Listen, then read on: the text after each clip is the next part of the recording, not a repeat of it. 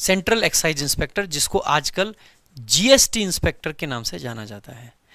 क्या है GST inspector और क्यों आजकल इसकी इतनी डिमांड है, ये बातें सारी की सारी जानेंगे। देखो, पहले इसको एक्साइज इंस्पेक्टर ही बोला जाता था, लेकिन जब से जीएसटी आया तब से फिर इसको जीएसटी इंस्पेक्टर बोला जाने लगा।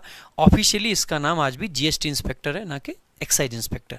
ठीक है, सो आपका बेसिकली जीएसटी इंस्पेक्टर की जब हम बात करते हैं तो देखो किसके थ्रू आप जाते हो इसमें, तो बहुत सिंपल सी बात है, या तो आप जो रिवेन्यू ऑफिसर होते हैं आईआरएस जिनको बोलते हैं, तो या तो आईआरएस यानी यूपीएससी के थ्रू आईआरएस लग सकते हो। जैसे आप एमईए वाली वीडियो में मैंने बताया था कि आप बेसिकली क्या लग सकते हो, आईएफएस लग सकते हो यूपीएससी के थ्रू, और एएसओ लग सकते हो एसएससी सीजीएल के थ्रू। सेम यहाँ पे भी है, इनकम टैक्स में आप इंस्पेक्टर लग सकते हो एसएससी सीजीएल के थ्रू, और सीधे आईआरएस आप जा सकते हो यूपीएससी के थ्रू। ठीक है, तो आपकी हम जो बात करने वाले हैं वो एसएससी के एग्जाम के थ्रू आप किस तरीके से इंस्पेक्टर लग सकते हो। सबसे पहली बात क्या है, एसएससी सीजीएल का आपका एग्जाम होता है। किसका? एसएससी सीजीएल का आपका एग्जाम होता है, जिसको हम कहते हैं staff selection commission combined graduate level exam. ठीक है, एसएससी सीजीएल ई लिख देते हैं, ई का मतलब होता है इसमें एग्जाम। ठीक है, तो सीजीएल ई यानी कि एग्जाम की बात हम कर रहे हैं। अगर हम सीजीएल के एग्जाम की बात करें तो थोड़ा सा अगर एग्जाम में देखेंगे हम, तो आप पाओगे कि एग्जाम बेसिकली टीयर 1 का होता है 200 मार्क्स का, जो कि क्वालिफाइंग है, हालांकि कट ऑफ आपकी अलग से लगती है। जो टीयर 2 का एग्जाम है वो 390 नंबर का होता है, इसके बेसिस पे आपकी मेरिट बनती है, जिसके बेसिस पे फाइनल सिलेक्शन होता है। एसएससी सीजीएल के अंदर लगभग 40 से 45 आपकी पोस्ट हैं। जब आपका जैसे प्री हो गया, मेंस हो गया, आपसे पोस्ट प्रेफरेंस भरवाई जाती है। जिस तरीके से लोगों की प्रेफरेंस जिस पोस्ट की ज़्यादा होती है, सामान्यतः उस पोस्ट की कट ऑफ उतनी ही ज़्यादा जाती है, क्योंकि ज़्यादा लोग वो पोस्ट लेना चाहते हैं। ठीक है, उनमें से एक पोस्ट जो बहुत ज़्यादा लोग लेना चाहते हैं, उनमें से एक पोस्ट आपकी एक्साइज इंस्पेक्टर की भी है। सबसे ज़्यादा कट ऑफ सामान्यतः एमईए की जाती है, उसके अलावा ईडी की भी अच्छी कट ऑफ जाती है। ईडी के बारे में हम कल की वीडियो में चर्चा करने वाले हैं, तो ईडी के बारे में अगर आपका कोई सवाल हो तो आज की वीडियो में कमेंट बॉक्स में डाल देना। जैसे पिछली वीडियो में आपने इनकम टैक्स वाली में डाला था इसके लिए, तो आज उन क्वेश्चंस के जवाब हम देंगे कि क्या क्या हमने आपको बेसिकली जो पूछा था आपने उसके बारे में सारी चीज़ें आपको बताएंगे। ठीक है, तो अगर बात करें 390 नंबर में से कट ऑफ लगती है। उसके अलावा कंप्यूटर 60 नंबर का होता है, क्वालिफाइंग है। टाइपिंग टेस्ट 28 का होता है, मैंडेटरी होता है। डॉक्यूमेंट वेरिफिकेशन आपकी डिपार्टमेंट के द्वारा की जाती है। इंटरव्यू इसमें होता नहीं है, ध्यान देंगे, इसमें मेडिकल और फिजिकल होता है। और मेडिकल के बारे में एक इन्फॉर्मेशन ऐसी है जो आपको जान लेना बहुत ज़रूरी है, नहीं तो बहुत बड़ी गड़बड़ आपसे हो सकती है। बताएंगे एक बार क्या है वो इन्फॉर्मेशन भी। ठीक है, तो टोटल वैकेंसीज 2024 में आपकी 2600 प्लस बताई जा रही हैं। बम्पर वैकेंसीज हैं, बम्पर, बहुत अच्छा चांस है आप लोगों के पास में। ठीक है, कट ऑफ 2023 में कितनी थी? 310, और वैकेंसीज 2023 में कितनी थी? 482। जहां पे एमईए और इनकी कट ऑफ एक तरफ 2023 में कितनी थी? 331 थी। ठीक है, और 22 में कट ऑफ कितनी थी? 344 थी एमईए की, और यहाँ पे कितनी थी? 322, और वैकेंसी कितनी थी? 1171। सो काफ़ी वैकेंसीज आती हैं, अब की बार भी अच्छी वैकेंसीज हैं, 2600, एकदम बम्पर वैकेंसीज हैं। आप 22 का कंपैरिजन करें और 26 का करें। ठीक है, तो वैकेंसीज की बात कर ली। एक बार पैटर्न देखोगे तो बहुत सिंपल सा है, maths, reasoning, English, GK GS 4 आते हैं फ्री में, 25-25 क्वेश्चन होते हैं, 50-50 नंबर होते हैं, 1 घंटे का पेपर होता है, 0.5 की नेगेटिव मार्किंग होती है। टीयर 1 केवल क्वालिफाइंग है, हालांकि अलग से कट ऑफ एसएससी के द्वारा जारी की जाती है। मेंस का जो पेपर होता है वो 2 सेक्शंस में बांटा जाता है, सेक्शन 1, सेक्शन 2। इसके अलावा आपका ये कंप्यूटर अलग से है। सेक्शन 1 के अंदर मैथ्स और रीजनिंग है, जिसमें से 30 क्वेश्चन मैथ्स के, 30 रीजनिंग के आते हैं। 90 नंबर का ये होता है, 90 नंबर का, यानी एक क्वेश्चन 3 नंबर का है, गलत होने पर 1 नंबर कट जाएगा। 1 घंटे के अंदर ये पूरा सेक्शन आपको करना है। इंग्लिश सबसे ऊपर है, 45 क्वेश्चन है और 135 नंबर है। बाकी सब साइड में इंग्लिश एक तरफ है, इसीलिए इंग्लिश पे बहुत ध्यान दे लेना दोस्त। ठीक है, जीके जीएस 25 क्वेश्चन होते हैं, 75 नंबर की होती है। ये दोनों को मिला के 1 घंटे का समय मिलता है आपको। कंप्यूटर के 20 क्वेश्चन होते हैं, 60 नंबर होता है, और इसके लिए 15 मिनट का समय आपको मिलता है। इसके अलावा उसी दिन टाइपिंग भी होती है, जो कि 28 की स्पीड आपको चाहिए होती है। ठीक है, अगर अब बात करते हैं फिजिकल टेस्ट की, जैसे ही जब आपका टीयर 2 हो गया, आपको डिपार्टमेंट ने सेलेक्ट कर लिया। सेलेक्ट होने के बाद में, ये प्रोसीजर सेलेक्ट होने के बाद का बता रहा हूं मैं, जब आपका सिलेक्शन हो गया है, जैसे ही कट ऑफ एसएससी के द्वारा फाइनल लगा दी जाएगी, आपने प्रेफरेंस भरी थी एक्साइज इंस्पेक्टर, आपको एक्साइज इंस्पेक्टर मिल गया, एसएससी से आपका काम खत्म है। फिर आप एसएससी को आके कुछ नहीं कह सकते हो। मान लीजिए इस फिजिकल में आपकी हाइट कम पड़ गई, एक्साइज वाले कहेंगे कि चलो जी साइड, आप आके एसएससी से कहोगे कि सर देखिए हमने एक्साइज इंस्पेक्टर शौक में भर दिया था, हमारी हाइट कम है, अब हमें कोई और नौकरी दे दीजिए। एसएससी वाले आपको कहेंगे कि सर एक काम करिए, उधर देखिए, उधर सामने की तरफ देखेंगे, जैसे आप उधर देखोगे पीछे से एक लात मारेंगे, वो आप बाहर। समझ रहे हैं बात भाई? इसका मतलब ये है कि अगर आपकी इससे कम हाइट है तो आपको रिस्क कतई नहीं लेना है, सीधे के सीधे कोई और नौकरी भर लेना, क्योंकि ये इसमें मैंडेटरी है। इससे कम अगर हाइट है और आपने ये जॉब ले ली तो एसएससी की कोई रिस्पॉन्सिबिलिटी नहीं बनती कि आपको दूसरी नौकरी दे। एसएससी की कोई रिस्पॉन्सिबिलिटी नहीं है कि दूसरी जॉब दे। आपने एक्साइज भरा, उन्होंने एक्साइज दी, अब आप एक्साइज के स्टैंडर्ड को मीट नहीं कर पा रहे हो तो उनकी क्या गलती है? इसीलिए इस बात का ध्यान देंगे। चेस्ट आपकी 81 चाहिए होती है एक्सपेंडेड, और लगभग 76 चाहिए होती है अनएक्सपेंडेड, मतलब बिना एक्सपेंड किए 80, मतलब 76 और 5 सेंटीमीटर का आपको एक्सपेंशन चाहिए होता है, तो वो मिल जाता है। ठीक है, इसके अलावा आपकी वॉकिंग होती है, 1.6 किलोमीटर होता है, 15 मिनट में आराम से ही हो जाएगा। ठीक है, चलते फिरते कर देंगे, धुआं उड़ाते उड़ाते भी कर सकते हो आप। ठीक है, बाकी साइकिलिंग कितनी होती है? 8 किलोमीटर 30 मिनट में आराम से कर लोगे। साइकिल चलाना सीख लेना अगर एक्साइज इंस्पेक्टर बनना है तो। ठीक है, जरूरी है, तो इस चीज़ का ध्यान रखेंगे। देखो जोक्स अपार्ट, मैंने मजाक मजाक में आपको समझाया, लेकिन फिर भी इस बात का विशेष ध्यान देना है कि अगर इनमें से आपको लगता है कि आपको कहीं डाउट है तो एक्साइज मत भरना मेरे भाई, एएसओ वगैरह भर देना, कम से कम जॉब आपकी सुनिश्चित रहेगी। ठीक है, आगे अगर देखें मेरे भाई, फीमेल के लिए क्या रहता है, तो 152 आपकी हाइट चाहिए, वेट आपका लगभग 48 किलोग्राम चाहिए होता है, वॉकिंग करनी है 1 किलोमीटर 20 मिनट में, चुगली करते करते इतना कर सकते हो आप, कोई दिक्कत की बात नहीं है। ठीक है, और साइकिलिंग 3 किलोमीटर 20 मिनट में, ये भी आप आराम से कर सकते हो, थोड़ा बहुत चला लेना बस। ठीक है, आगे देखेंगे। एक बात है, मेडिकल टेस्ट होता है सबके लिए, ये बहुत इंपॉर्टेंट बात है। सामान्यतः जैसे हमने उस दिन इनकम टैक्स के बारे में भी आपको बताया था, एएसओ के बारे में बताया, उनमें मेडिकल नहीं होता है। ठीक है, इसमें मेडिकल है, और खास करके ध्यान रखना, अगर मेडिकल में कोई बाहर होता है, एक आधे % लोग ही होते हैं, क्योंकि लोग पहले से ही लेते नहीं है, इतना रिस्क कोई नहीं लेता है, तो आप भी नहीं लोगे, मुझे पूरा भरोसा है आप पे, लेकिन फिर भी एक आधे % लोग बाहर होते हैं। और जो बाहर होते हैं वो ये जो मैंने रेड लाइट लगा रखी है ना, इस रेड लाइट का विशेष ध्यान रखना है। कलर ब्लाइंडनेस, जिसको बहुत सारे बच्चे कलर विजन के नाम से भी जानते हैं, अगर आपको कलर विजन है तो आपको एक्साइज बिल्कुल नहीं फिल करना है, मैं स्ट्रिक्टली आपसे बोल रहा हूँ, क्योंकि अगर आपको कलर ब्लाइंडनेस है तो एक्साइज से आपको निकाल दिया जाएगा। यानी कि जॉब लग गई, सब कुछ हो गया, मिठाइयाँ बट गई, ढोल बज गए, हो सकता है 2-4 जगह इंटरव्यू भी आप दे के आ गए और उसके बाद में जॉब से हटा दिया जाए कि नहीं जी आप एलिजिबल नहीं हो एक्साइज के लिए। इसीलिए अगर कलर ब्लाइंडनेस है तो कतई एक्साइज आपको फिल नहीं करना है, इस बात का विशेष ध्यान देना।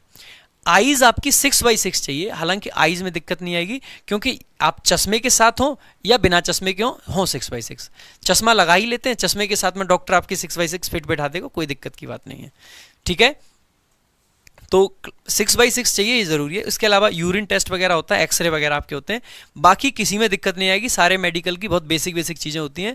लेकिन कलर ब्लाइंडनेस का टेस्ट आप ऑनलाइन कर सकते हैं। वैसे मैं कहूँगा ऑनलाइन में ना कई बार बच्चे गलत कर लेते हैं, तो आप किसी भी अपने पास में जाके करवा लेना कभी, जब भी आपका मन हो। कलर ब्लाइंडनेस जो पर्सन होता है, मतलब कलर ब्लाइंड जो व्यक्ति होता है, वह कुछ सर्टेन कलर्स हैं जिनमें डिफ्रेंशिएट नहीं कर पाता है, तो एक बार चेक करा लेना, पता चले कि एक्साइज भर के बैठे हैं और फिर बाद में दिक्कत आ रही है, फिर मैसेज करते हैं। ठीक है, आगे देखेंगे।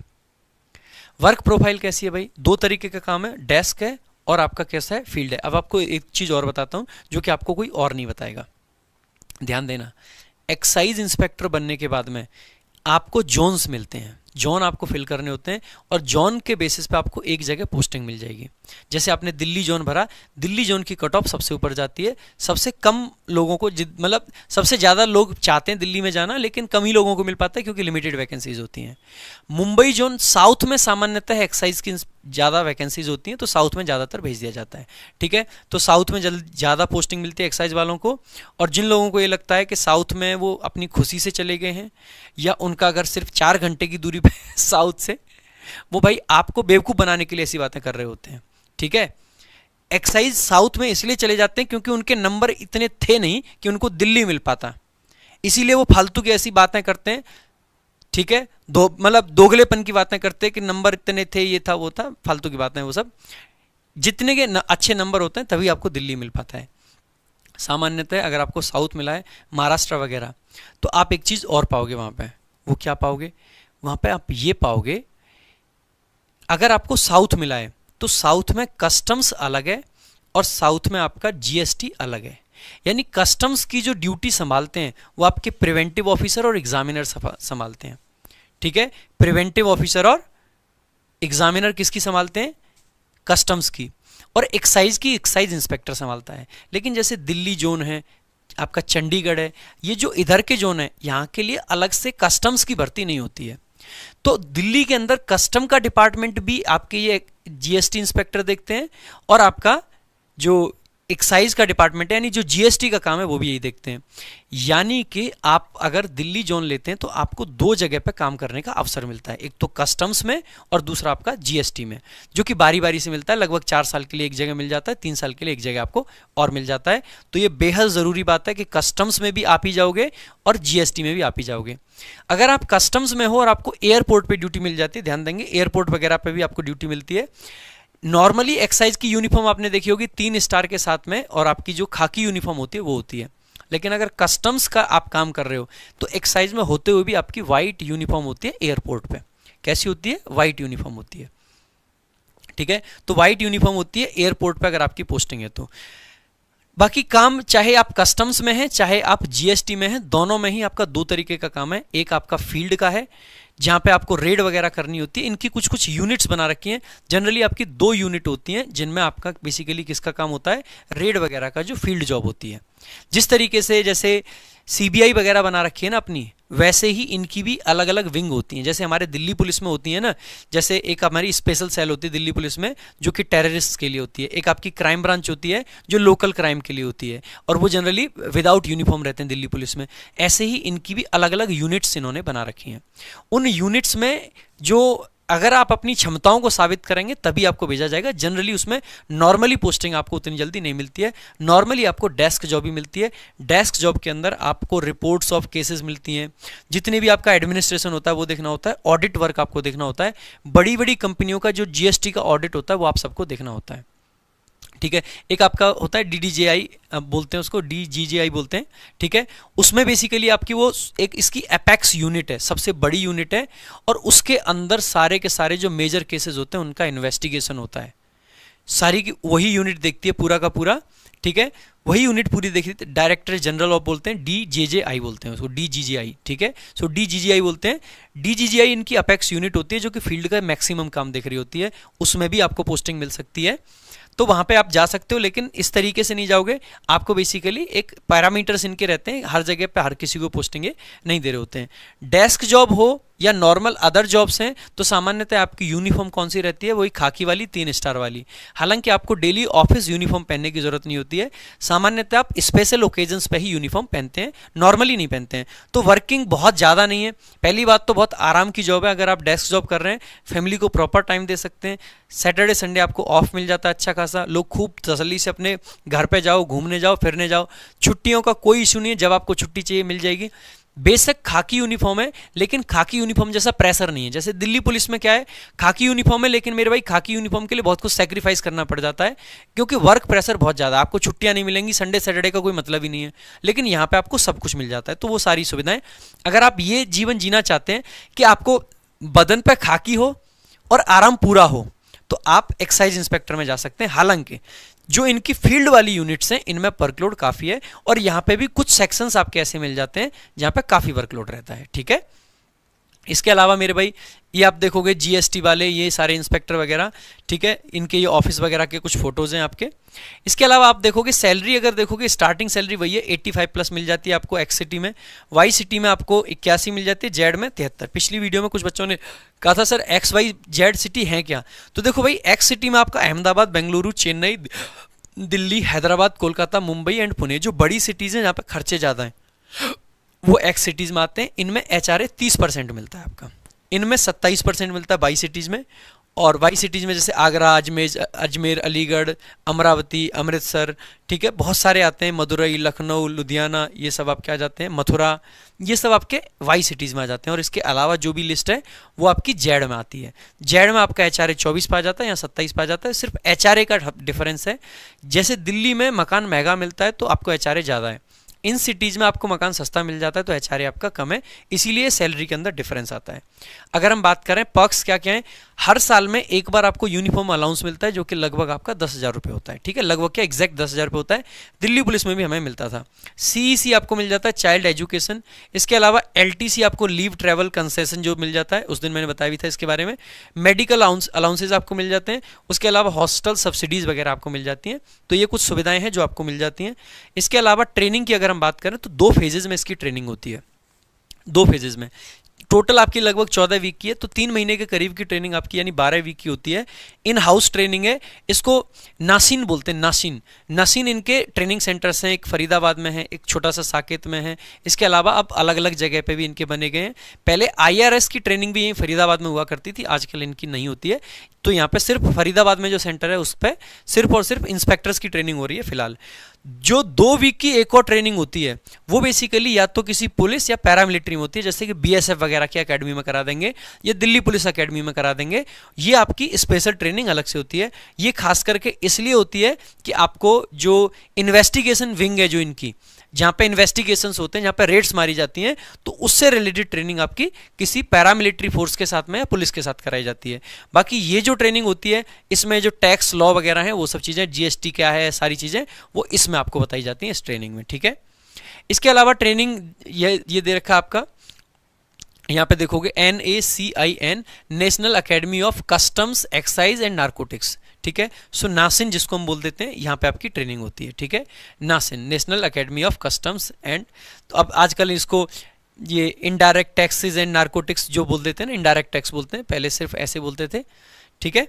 आगे देखेंगे प्रमोशंस की अगर हम बात करें तो देखो सबसे खास बात जो नोट करने वाली है ये है कि इसमें प्रमोशन के लिए कोई एग्ज़ाम आपका खास नहीं होता है। इसमें आपका जो प्रमोशन सीनियोरिटी के बेसिस पे होता है।